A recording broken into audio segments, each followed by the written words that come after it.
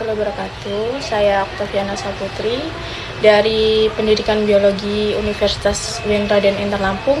Di sini saya akan melakukan investigasi kepada Dr. Erika, spesialis THT, yang dimana saya akan menanyakan beberapa materi tentang sistem syaraf, gangguan syaraf, dan juga komponen-komponen yang ada pada sistem syaraf.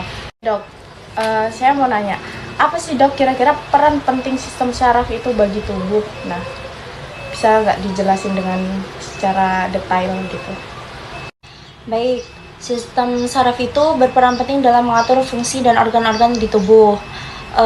Semua kegiatan tubuh manusia itu diatur dan dikendalikan oleh saraf. Sistem saraf menerima rangsangan dan menerima ke pusat susunan saraf. Terus yang akan memberikan tanggapan terhadap rangsangan tersebut.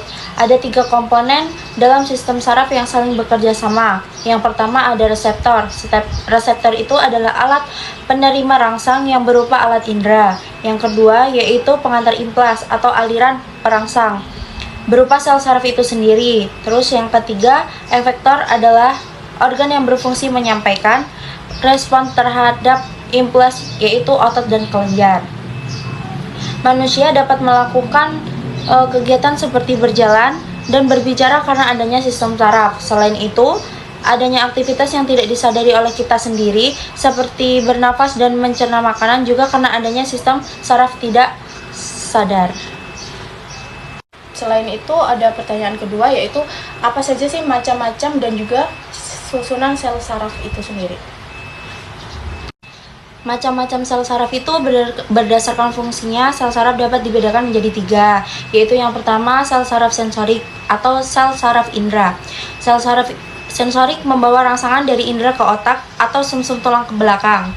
Terus yang kedua yaitu sel saraf motorik atau sel saraf penggerak. Sel saraf motorik berfungsi itu membawa rangsangan dari otak atau sumsum tulang belakang ke otot atau kelenjar tubuh.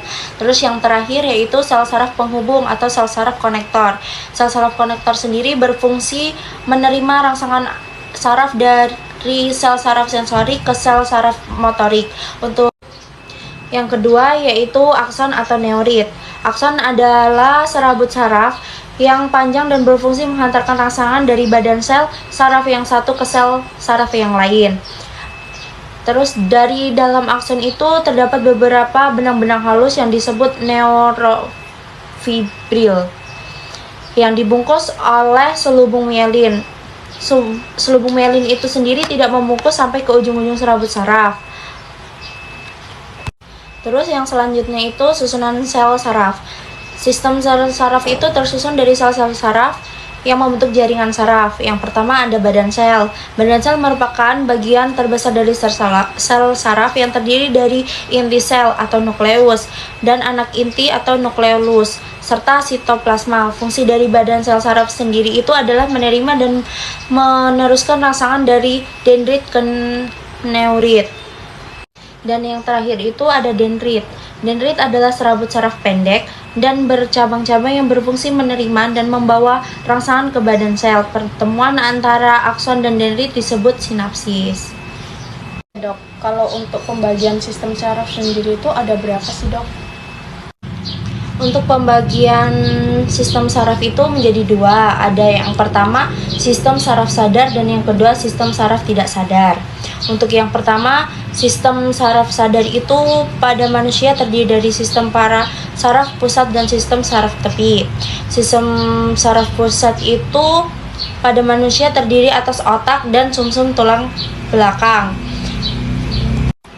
Dan untuk sistem saraf tidak sadar itu mengatur kerja organ tubuh yang tidak disadari oleh otak, seperti kerja otot polos, otot jantung, kelenjar, endokrin. Sistem saraf tidak sadar itu ada 2, yaitu sistem saraf simpatik dan sistem saraf parasimpatik. Oh ya dok, baik, saya ingin bertanya, kira-kira apa sih gejala ataupun kelainan yang sering terjadi pada sistem saraf manusia?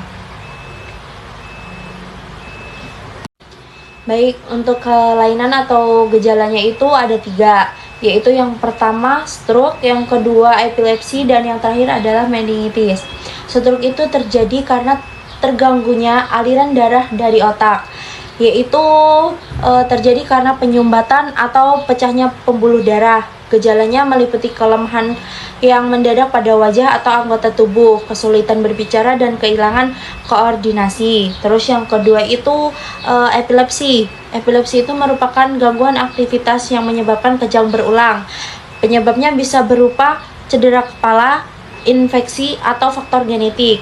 Terus yang terakhir yaitu meningitis. Meningitis itu terjadi karena peradangan pada selaput otak disebabkan oleh infeksi atau virus bakteri. Gejala termasuk demam tinggi, leher kaku, dan sakit kepala yang hebat. Baik, di sini dari pertanyaan Mbak Okta tadi bisa saya simpulkan bahwa sistem saraf adalah jaringan kompleks yang terdiri dari neuron dan sel-sel pendukung lain.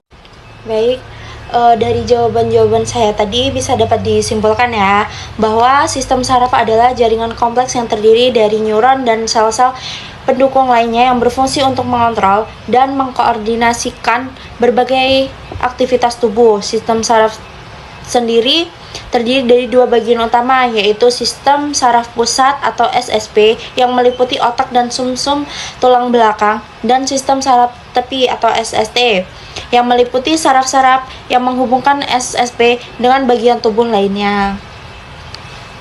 Oke, terima kasih ya dok ya untuk penjelasan dan juga jawaban atas pertanyaan-pertanyaan saya. Semoga dengan video ini nanti teman-teman ataupun anak-anak yang dapat mempelajari materi sistem saraf dapat mengerti dengan baik apa itu sistem saraf, komponen, dan juga gangguan yang terjadi pada sistem saraf. Saya atas nama mahasiswa UIN Raden Intan Lampung mengucapkan terima kasih kepada Dr. Erika, spesialis THT. Terima kasih dok.